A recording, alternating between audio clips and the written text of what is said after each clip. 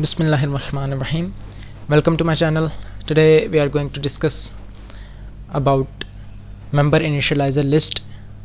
So let's start.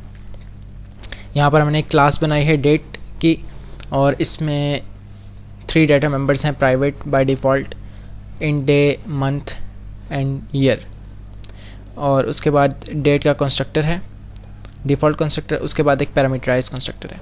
अब यहाँ पर मेंबर इनिशियलाइज़र लिस्ट यूज़ हुई है और मेंबर इनिशियलाइज़र लिस्ट का मेथड ये है कि यहाँ पर कॉलन आता है और उसके बाद डाटा मेंबर आता है, और जो पैरामीटर में आप देख सकते हैं कि ए डे है तो यहाँ पर इसके पैरेंथेसिस में ए डे आएगा। इसी तरह मंथ के लिए ए मंथ आएगा और कॉमा के साथ ईयर के लिए ए ईयर आएगा। ये बात याद रहे कि स्टार्ट में कॉलन आएगा।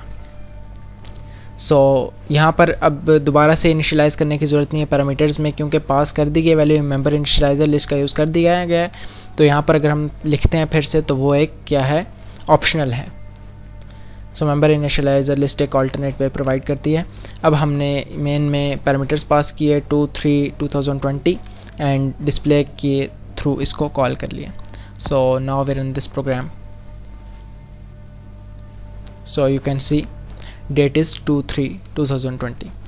So that was a simple program about the use of member initializer list. If you have still any confusion, you can leave a comment. Thank you.